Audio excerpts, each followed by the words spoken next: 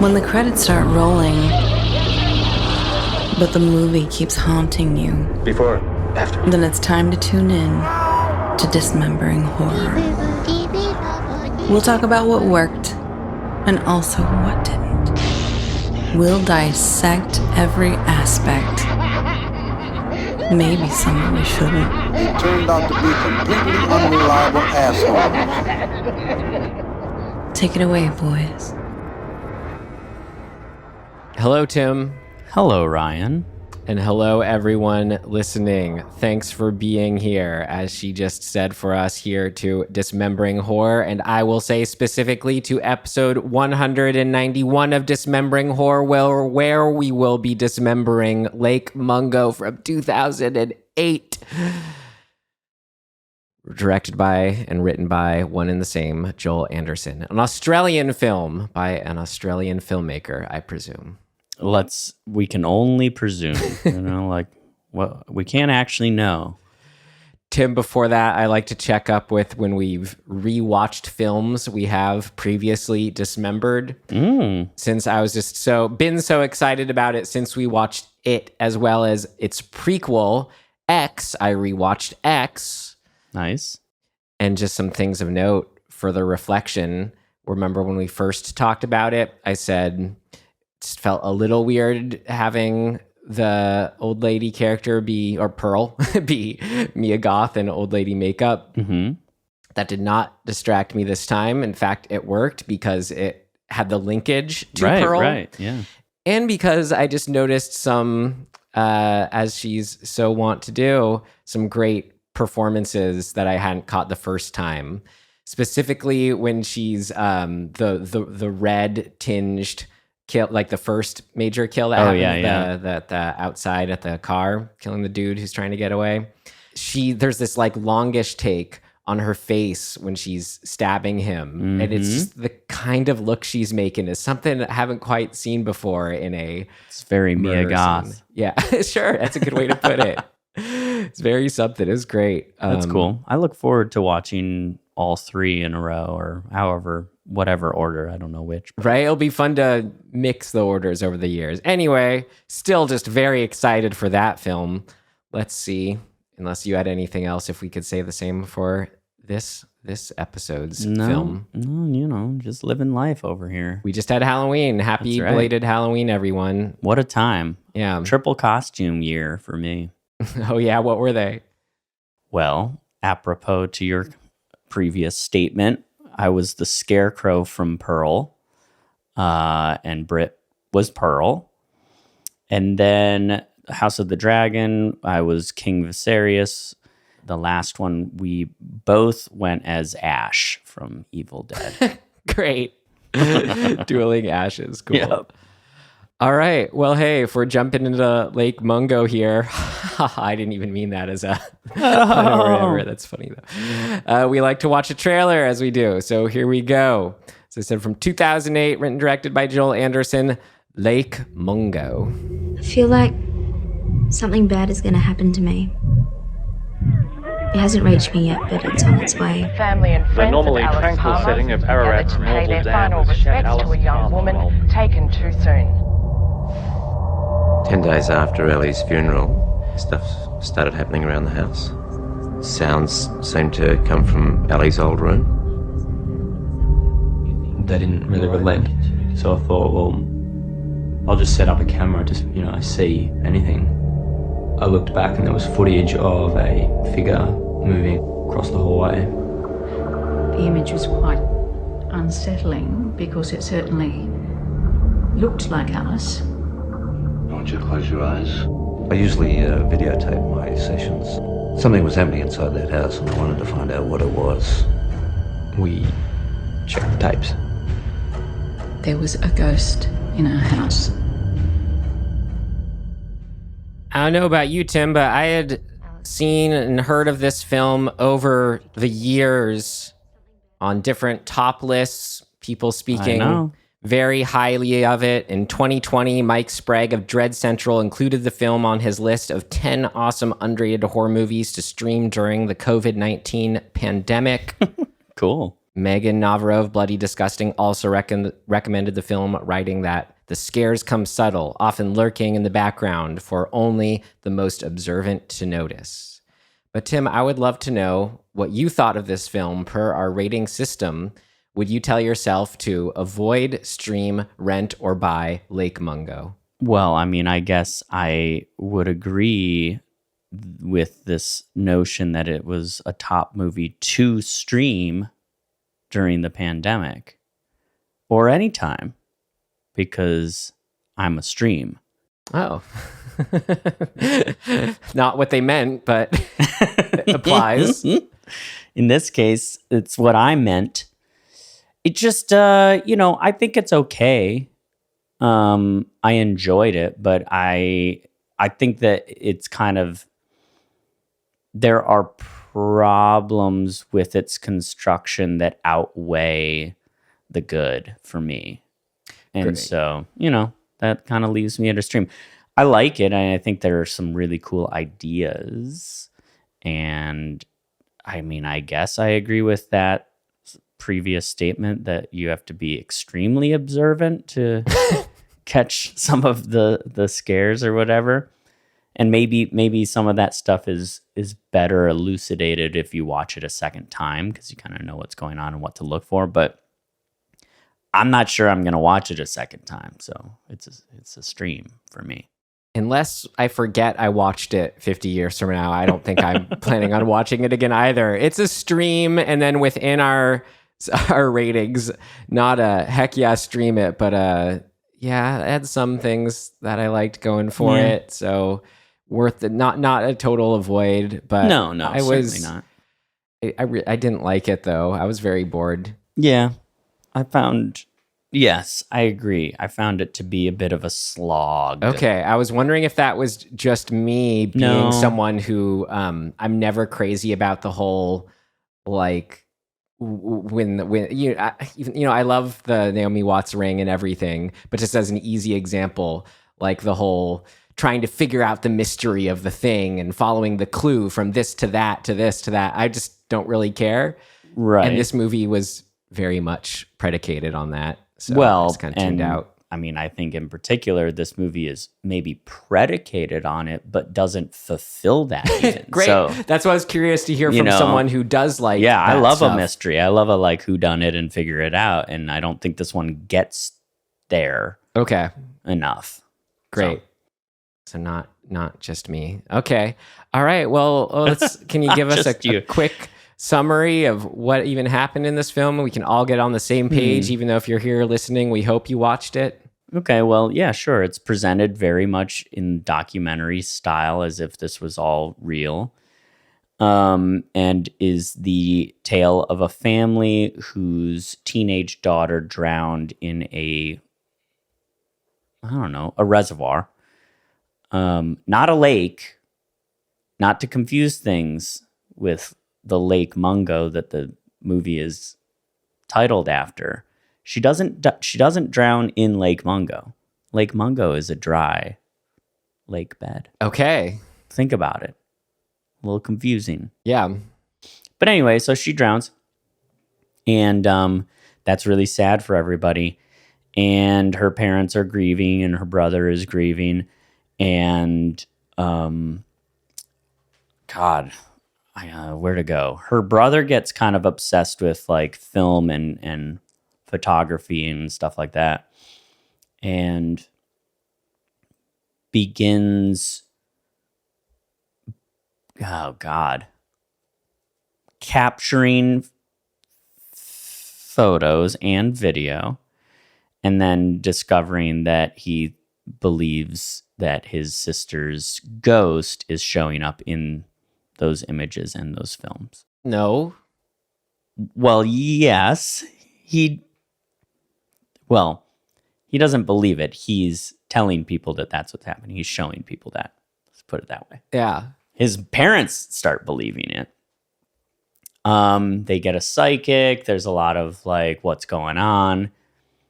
His mom is really traumatized by it and begins to truly believe that she might still either be alive or her spirit is around or something like that.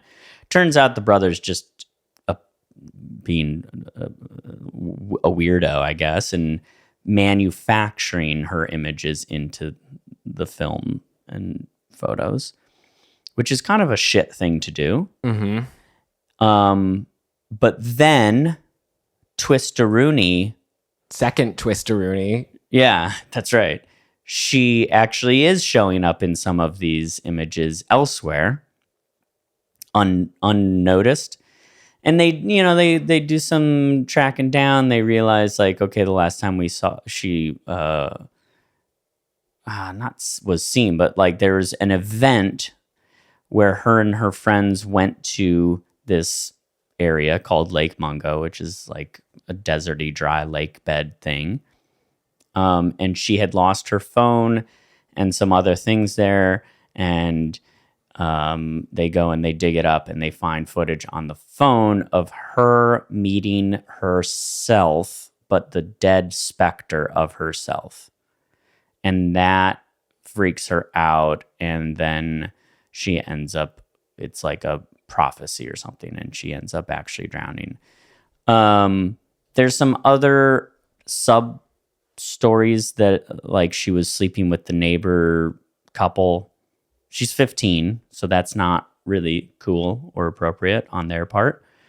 And are there any other? Oh, and that prior to her death, she had gone and talked to the same psychic, but that psychic who was helping the family didn't tell the family that she had come to him 5-6 months prior to her death, saying that she was afraid that something was going to happen to her. Not sure that really matters, but that's a thing that happens in the movie. Okay, great. Is that about it? That's kind of it, right? And then the movie ends. And then the movie ends. And she's surprise everyone. And she's in the credits in other places in the pictures and such. So then the movie doesn't end. I remember that. It never ends. I was like, it's finally over, and then the pictures came up, and I was like, ugh, it's still going. I hate it. I was dreading doing this episode, Tim, because it's one where when I just didn't like it, I just always feel like an asshole. I know. I hate it. It's okay, Ryan. You're allowed. You're allowed to hate things. Okay. It's not a reflection on the filmmakers. You're not saying that they're bad people. You're not even saying that they're bad at their job. You just didn't like the movie. But we're filmmakers too, is why it's weird. Yeah. I mean, somebody's going to say that the things we've made are shit. Yeah. More power to them. What did Carly say from our episode when I asked her this question? She said, it's a gift of attention. Yeah, there you go. Yeah. That was in our climax episode. We had a guest, Carly, on. Climax. I recommended that to somebody recently. Yeah, it was cool. It's not Lake Mungo. Sure but ain't. Stick with us here, even though we didn't like it. Yeah. You probably liked it, because Tim and I have recently been the exceptions to the rule here. Tim and I both really, really enjoyed Halloween Kills and Halloween Ends, and I know. was not crazy about Lake Mungo. So here we go. First big section, what did work? What worked? What worked for you? What worked for you? What worked for you? It worked like a charm, Smith. What worked? What worked for you? As much as it sounded like I don't like this film, which is true, and I was bored, this may be, I was floored, Tim, by how well shot the B-roll stuff was. Agreed. Like this, the specific, the exact look it was going for, the mood, the feeling realistic, but at the same time just having that air of stylization that's subtle but still feels totally realistic. It's like just my speed and style. I thought it was incredible, and like worked so well for there's that one shot where she's telling the story of approaching her room and the camera's doing just that, kind of dollying, turning into the door. So well done. And then we sort of did a callback shot to there too, which just sort of exemplified how well it's shot too, where they're saying after the haunting's all over, after she's passed on or whatever, or for a second time, gone on to wherever else, that the house had a new sense of peace or calm or something like that. And it could feel obvious, just that it was during the day or it was nicer lighting, quote unquote, happier lighting. But it was that without in any obvious way. It just felt like, oh, this feels like a normal place now. Whatever was sinister about it and eerie before, but also still in not an obvious way, it was there. So, and just all of like the shots of the town they were in, it's just incredible. It looked like it was shot on maybe 16 millimeter. Yeah. Had a cool film look to it. So, God, for a movie I was really not crazy about, honestly, I'd put it in like the top 5. I know it's saying a lot for like how many big movies we've watched well shot, but something about that B-roll I thought was like 10 out of 10, man. Yeah, I think I agree with that. I was kept kind of in the movie in a lot of ways by the B-roll.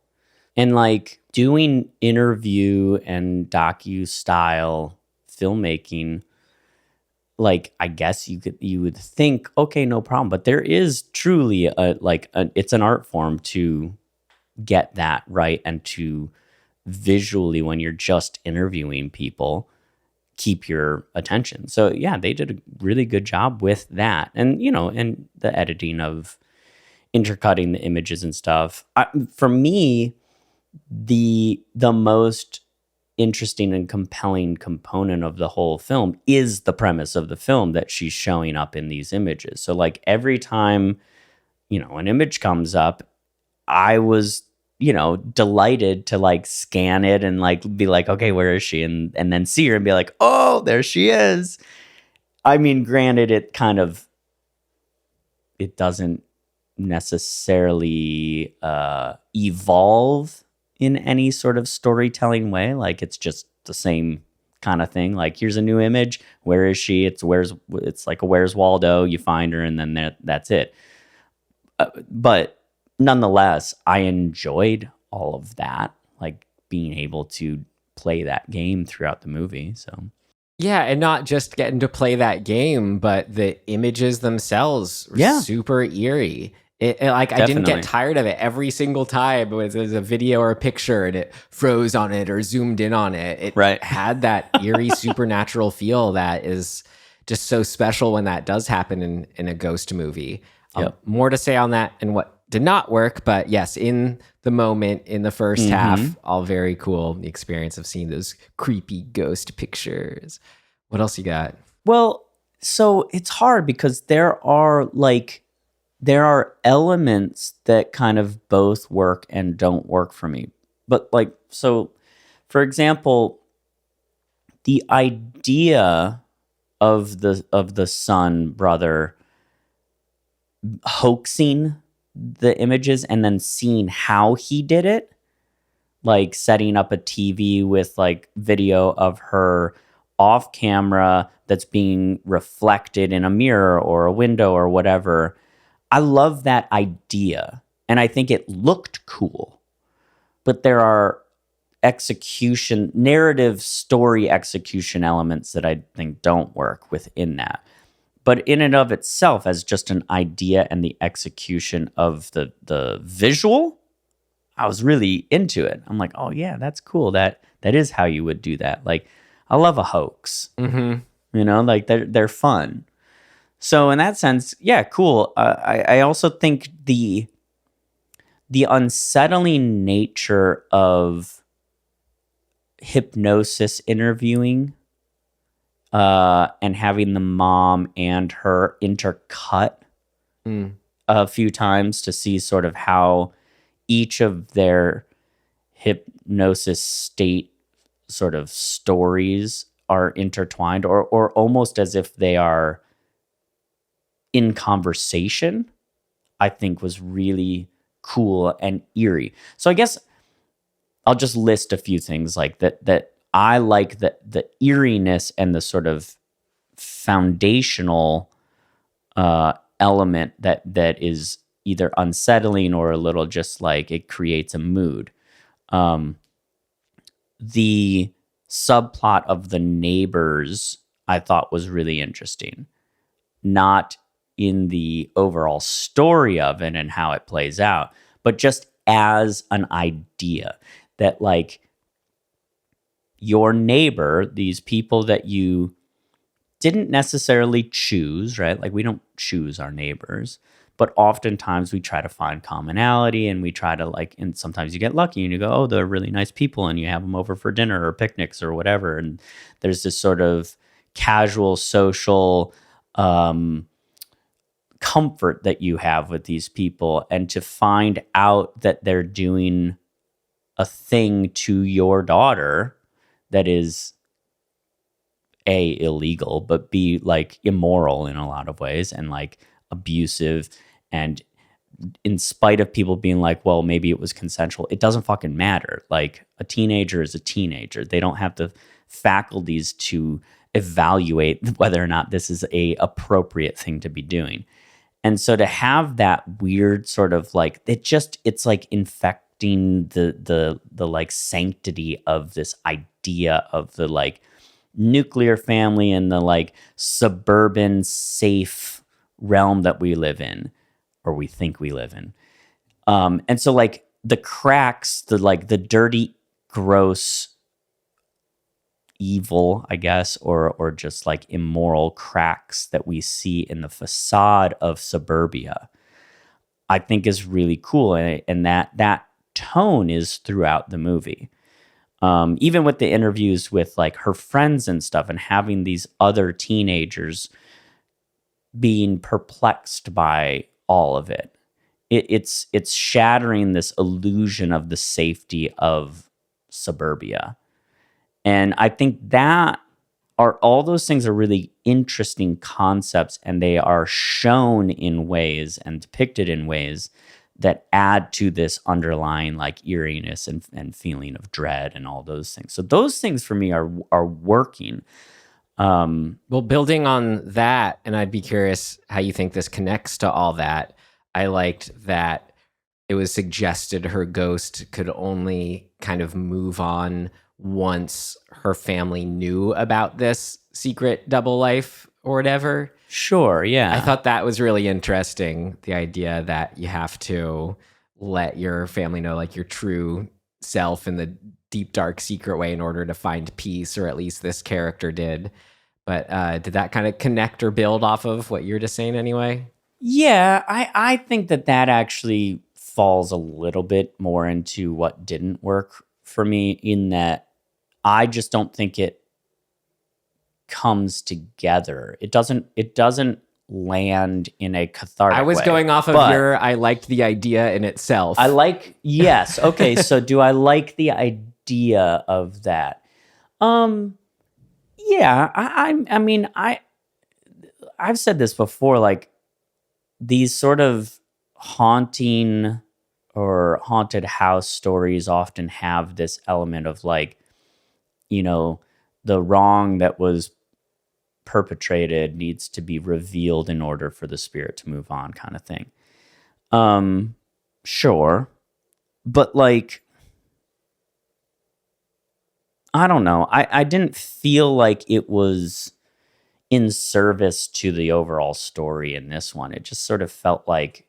Okay, well, we have a section for that. I'm just still so coming off of... The answer's no, Ryan. So I just still like, as the idea in itself, I thought it was interesting and something I hadn't seen before specifically, that was their thing that they needed to pass on. That's it. But doesn't the movie sort of say that she's still trapped in the house, she's not moving on? I feel like that last shot of like the family after they've moved out and they take one last picture of the brother and the parents, that her image is in the window again. Well, very true to this movie. Right, but does that imply it's not? That, yeah, exactly. Does that imply that she's still trapped there and like can't get out? I guess so. But as I said, the idea was there. The idea is there, yes. Okay, last thing. Another idea that was there I liked was, like you mentioned in your summary, that there was some sort of haunted cosmic loop at play. Yes. Okay. So I think that's the thing that most people are responding to. That concept is a pretty unique and not a trope that has been like overdone or that we've seen really almost at all. I mean, I think since this movie we've seen it a couple times, but prior to this, like, I can't think of any overt versions of that. So yeah, I think that is cool. I mean, you've always been the caretaker here, Jack. Very true. Yes. I can think of a couple others, but no more spoilers. But you know, it's hard for me to rally behind it when it doesn't feel like it like comes around fully. Okay, I mean, me too, but I'm just trying to say, as an idea, yes, I liked that. I like the idea that your dead self is coming around to tell you that you're gonna die. And I can say further, that's scary. in the context of a found footage movie, there's something kind of extra fun to push it as far as something that feels a little bit more like supernatural somehow. Sure, or yeah. Something that would feel a little bit more at home in a non-found footage film, or a little more, Right. Yeah, it's a bigger leap to make somehow. It's if we get on board with the supernatural as ghost, then it's just one more element of just weird time stuff going on. So it's cool to see it within the context of a found footage movie. Right, Went there, I appreciate. Yeah, when did the original Ring... Ringu? Yeah. 99, I believe. Man, that's 98 early. or 99. Well, I was just thinking about like there's sort of an element, I mean, it's a pretty important element, that technology has, in a lot of horror, has become the delivery system for a lot of the haunt. We've moved into using that as the threshold or the realm, divide. Well, like how Sinister was all the film reel. That Exactly. was cool. Yeah. And so we've been, fear.com. Yeah. We've been playing around with that idea, I think, kind of since Ringu, right? Like they kind of were the early adopters of like, hey, let's talk about the weird threshold between the technology of images and that boundary between those two things being broken. Arrebato. The one we reviewed with Brendan, the Spanish one. Oh God, yeah, that's right. That's all about that. That was from the late 70s. The 70s, yeah. Interesting. Well, but I guess maybe to my point, like very obscure and avant-garde. Like it didn't become sort of popularized, or what would you call that? Like mass consumption, until I think, essentially iPhones came about, right? Like suddenly we see a shift in how media is consumed, and then that reflects back through, we find ways to talk about this, the horrors of that, so to speak, or potential horrors. So I like all of that, and I think that, what was this, 2008, this movie? Yeah. That's cool. They're jumping on and they're adding this element of the documentary thing. So that's all cool. And I think it opens the door for this sort of interesting conversation of like, why? Like, why do we find this fascination with the image, the captured image? And the opening of this movie is a lot of, I think it's the opening of this movie, unless I'm like completely mixing two things that I watched yesterday. But it's all like double exposure imagery, right? I'm pretty sure this is the only thing I watched yesterday. Okay. Yeah. So it's all this double, like old school, like turn of the century, early photography, double exposure, eerie imagery. Mm-hmm. And at the time, people would see stuff like that, and it was used as an exploitative device, right? Like, like scam artists would show up and be like, oh my God, look at this spirit in the background of this image. And it's like, people who didn't know about photography would be like, holy shit, like a picture, like you've captured like reality on this thing. That's kind of crazy. previously you could only like do a depiction of a thing through like interpretation, right? Like paintings or drawings or whatever. So to have now the actual image captured and then to add to the eeriness of double exposure and not let people know what the technology is doing and have them, freak out over and be like, whoa, there's a little boy in the background of this or whatever. Or like, how could that person be in two places at once? And using that as a way to sort of titillate people and make them get, like freak out or think it's cool or scary or whatever. I think that's all really cool. And it shows not a naivete, but like it shows a disconnect between the consumer of these things, in this case, the technology of the image, and the people who are in control of the image, the people who are actually doing the thing. So the brother becomes that version of the person who's, sort of exploiting the naivete of the non-technician. All of that's to say is that I think that concept of how we use technology and how we can manipulate technology for whatever gain is like, and it's just, to me, it's an interesting conversation to have about, especially now, like in our 2022 current world that we live in. We can do deep fakes, we can do voice changing, we can do all sorts of shit with technology to fool people.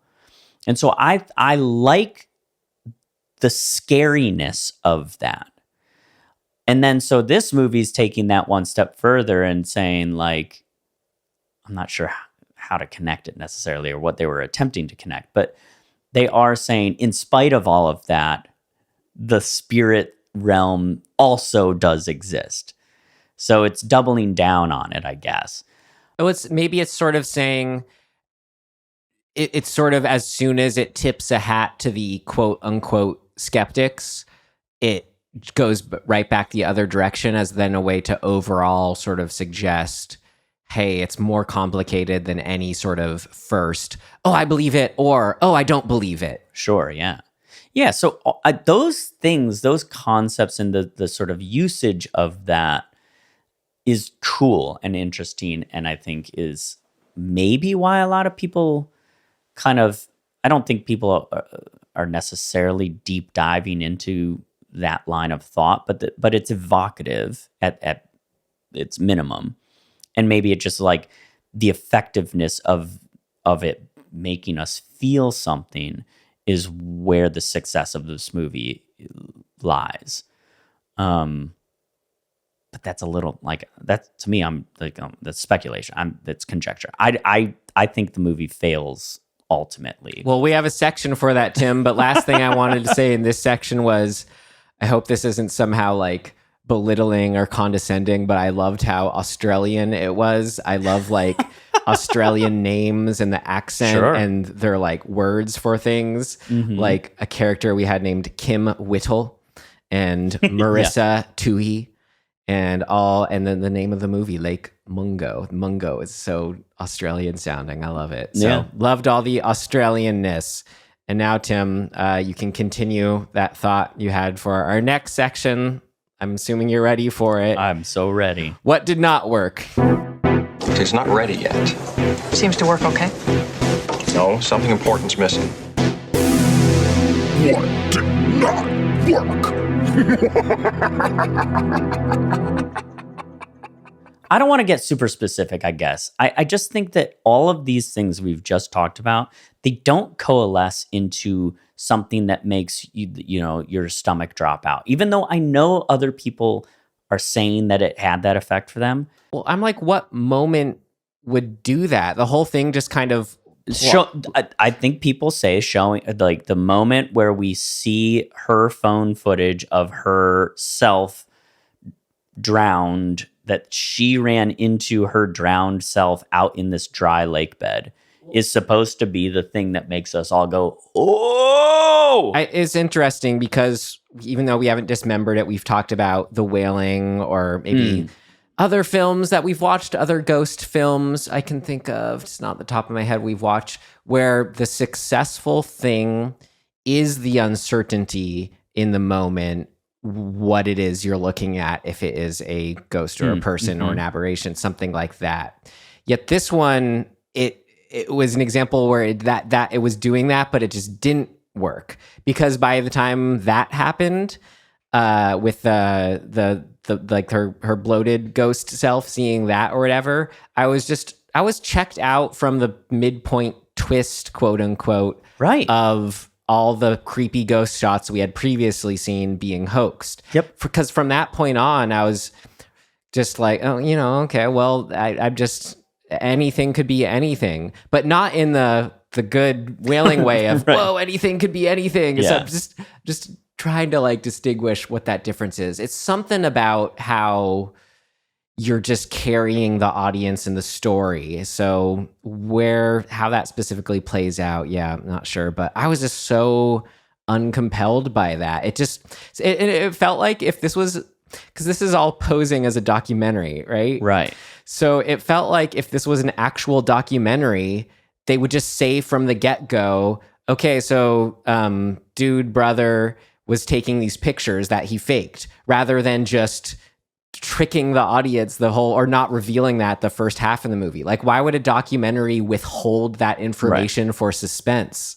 I think that they handcuffed themselves into this documentary thing. And a way that they could have gone to get out of it is to break the documentary fourth wall and have, once that revelation happens of the brother was hoaxing it, literally change tact, have it no longer be the documentary, and break the wall and have the producers of the documentary or the director of the documentary get on camera and be like, this is really fucked. Like, what are we doing here? Like, we devoted a bunch of time to this thing. And so you shift the reality into a new reality, right? And then you're filming, it becomes a documentary about the making of this documentary. Well, yeah, that would feel more consequential, yeah. Right. And then when eerie shit starts to happen to those people, then there's stakes, because we go, wait a minute. Now this was real again. This was supposed to be a hoax.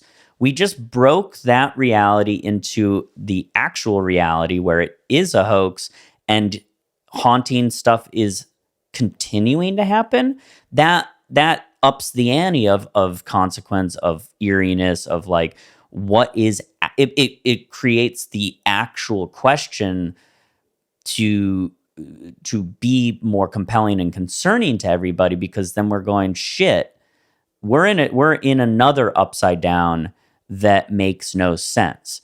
But keeping it inside the documentary format and like not breaking that, like you said, it makes us just kind of go, well, especially who cares? Yeah, because exactly what happens next was just so not compelling, especially compared to when you think you were seeing ghosts, which is just like the neighbor was inside trying to get the evidence back, and you know, here's the picture proving it. And then we get that whole reveal of she had this double life sleeping with the neighbors. I was just kind of like, well, and that goes nowhere, right? Like, there's nothing that doesn't matter. We don't have any conclusion with it. That couple moved away and disappeared. The end. Who gives a shit? Right. It then? Felt like something that could have just been delivered as just quick exposition if you're actually trying to get at the root of whatever was interesting in the story, which I'm not even sure I have a grasp of. You know what would have been really fucked up is if they went to Lake Mungo to dig up the phone and everything and found the fucking bodies of that couple. Tie it together, yeah. You know, and you go, ooh, something's up. And then you go, well, wait a minute. That couple was alive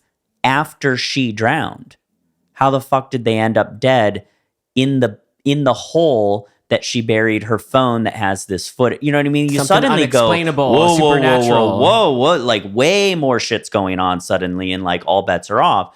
That then gives us this feeling of like, oh man, we're in the hands of filmmakers that are really like, we are being puppeted by them in a way that we can't explain.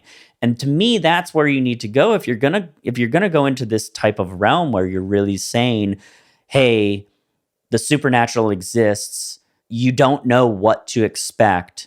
I feel like now, and maybe this is just a product of the last 20 years of horror filmmaking where we can say this, but like, I want to be pushed into that space where I'm going, oh my God, that's scary. It's unpredictable. It's unexpected. And I, as a connoisseur, I guess, of horror, did not see it coming. And like, that's where you want to live. This one, just to me, it is like you're saying, it's falling apart from the moment we get told it's a hoax. Mm-hmm. And who cares after that, unless something really grabs us and says, no, hang on a second. Yeah. And I think that having the discovery of the neighbor looking for the tape was a good setup for us to go, oh shit, wait, something else is going on. But it just falls away into nothingness. So, whatever. Yeah, I wonder if it feels like this was part of expanding it, and I don't know, I'm not expanding it, but writing it as a feature. That could be. Because you sort of know halfway through, you're like, something needs to happen. And they say, oh, well, what if it's all hoax? And can see how that does work if it then allows you to then up the level to the paranormal stuff is that much more inexplicable or eerie somehow. But no, it just dropped me. I'm like, everything. I felt cheated in a not fun way too, since all those were so eerie before. Well, there's a sort of a structural problem happening. So you have a hoaxer. You have this kid who's doing this thing. We never really find out why. Like what's his motivation to do that?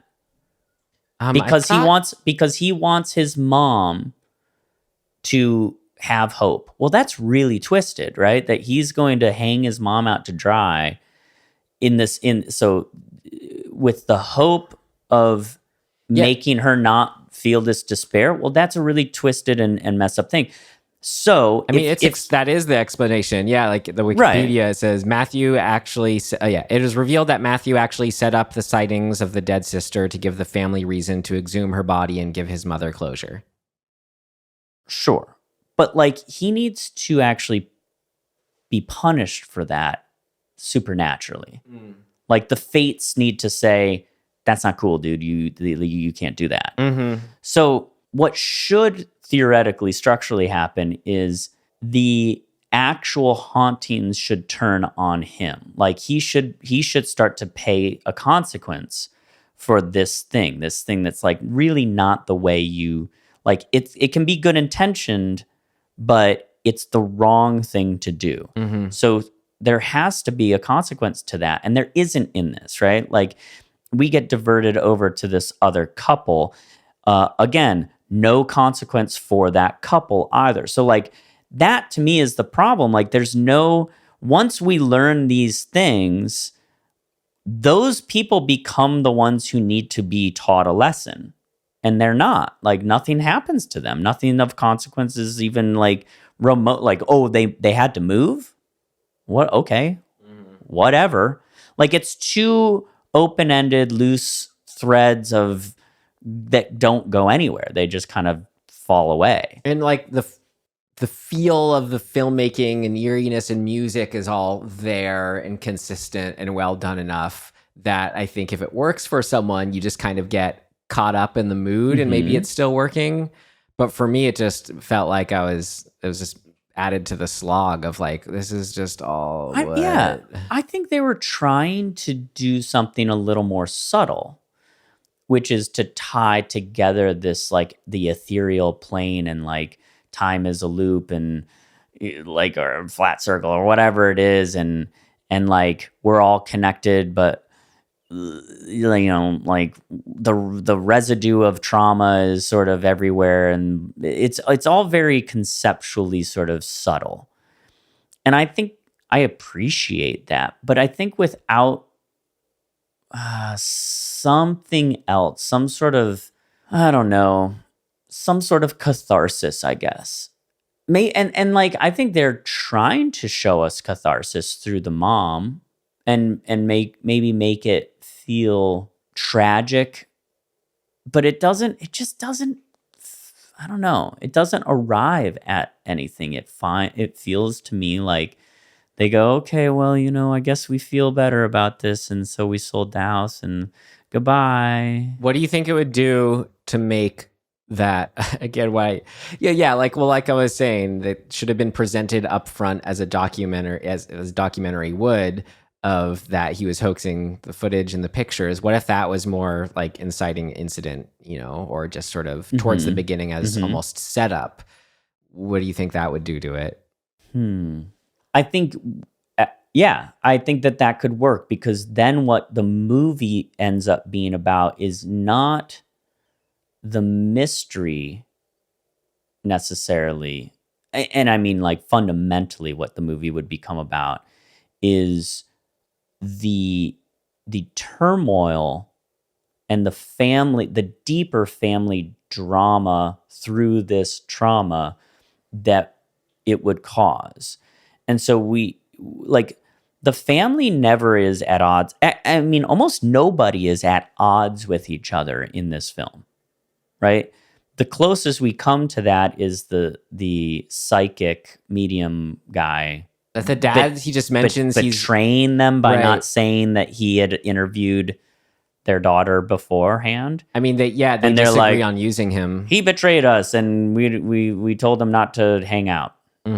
Okay. And again, no real conflict from the brother faking anything. Right, but if the movie turned into how is this destroying our family, and we actually get to see the mom and the dad, like, their marriage fall apart and their relationship with their son fall apart and their relationship with the town fall apart and have them become pariahs because, the mom is like holding, carrying the torch for her dead daughter. And it's like, the town's like, dude, time to move on. Like, she's dead. We exhumed her body. Like, why are you hanging out? Like, seeing the spiral of this would become the movie. And then it'd be a movie about grief. Is that all to say maybe that what we're getting in at here is it just felt like there's zero stakes at all? Yeah. I'm trying to think, like, if this isn't the style of, let's say, like almost a true crime investigatory thing, how come those work when something following the same format, of course, is fake, did not? And I feel like maybe it's like that initial, like with the true crime thing, it's about a serial killer or whatever. There's just always that question of, but why? What it is about them. Like, we naturally kind of obsess over that. So what made this person do what they did? Right. So you think that, hey, is this a real ghost or not, would be a compelling enough something to get us on board, but it really was not. That's right. There's a key element that I kept waiting for the answer to that we never get. How did she drown? Right? All we get is that she was there 1 minute and then the next she wasn't. We don't know anything about the circumstances of her actual death. I think that's a really big hole to have that makes us kind of feel disconnected from it all. We don't get to see her in that moment. And we don't even really get to speculate about that moment. It's kind of a throwaway. So if the whole movie is sort of predicated on her experience seeing herself dead and knowing that she's going to meet that fate, to not know the circumstances of that actual fate seems kind of careless in a way. It just doesn't make us feel invested. Instead, we just kind of get, oh, there is other footage of her brother there at one point and her ghost there at some point. And it's kind of like, okay. And I hate to say it because I don't know why they chose to do it this way, but like the convoluted nature of the title being Lake Mungo and her drowning, but not in the place that is Lake Mungo, and Lake Mungo is not an actual lake. Like that's clumsy. I mean, it feels true to the film when you put it that way. Okay. But nobody even says anything. Like, like some sort of like, it's documentary. You can have people reflect on irony. Mm-hmm. You can have them say anything, really, because it's an interview. Have the director be like, do you think it's weird that she drowned in a reservoir and that everything's coalescing at this dry lake bed? I think that there is symbolism in that, or attempted symbolism in that, mm-hmm.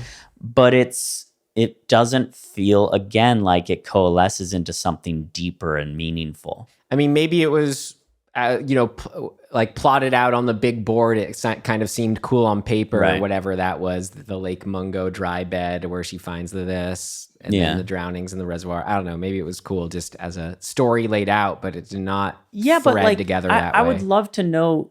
Maybe it's a local thing that there's deeper significance in Australian history or lore or culture that makes that feel more like something. Mm-hmm. I mean, I don't even know what to speculate about that, but maybe there is something that has to do with like the who lived on that land ancestrally, and how that reflects to this like very colonized white. Although the dad actually struck me as less like white colonizer than the mom. Like what do I know about indigenous heritage in Australia? But maybe there's some suggestion of that stuff that we just don't know because we don't know the history of it. Well, anything else related or unrelated to all that did not work? I guess not. I just feel kind of like meh. Well, it bums me out. I think did an adequate job of getting at why that could be. Yeah. All right. Then with that, we got our last section here. Things of note. Things of note! This should be interesting. So, as per my recommendation last episode, I think, or maybe it was 2 episodes ago, of the 101, greatest scariest moments. Scariest moments. Thank you. It's a bit of a long title to remember. This was one of them. The moment of seeing herself, her dead self, and it's largely what inspired Mike Flanagan. I mean, he's interviewed in that show talking about it, saying that he directly pulled that notion of like seeing your dead self and having your dead self come back in a loop around your living self for the Haunting of Hill House. I mean, that's the one I was going to mention at the beginning, but didn't want to spoil it. Right. And so sorry, anyone who was wanting to watch that. We speak openly. We hope we speak openly with quote unquote spoilers for the episode at hand, but I do try to be sensitive towards other films that are not titled. I don't. It was out 4 years ago or whatever. That means Get with it. I hate it when people say that. That means so it means you should have watched it by now. No, but like that you live in a world where you have to navigate the fact that people are going to talk about it. Okay. So, buyer beware. See, it's so easy to say that. That's all. Yeah, I think so. That's true. But I'm not going to apologize. And I'm not going to edit this differently to avoid it. So that's fine. Yeah. So I just think that like it's interesting that the influence of this movie is not, nothing. It's like it's obviously there. There are people who are like very influenced by it, or at least very like affected by it.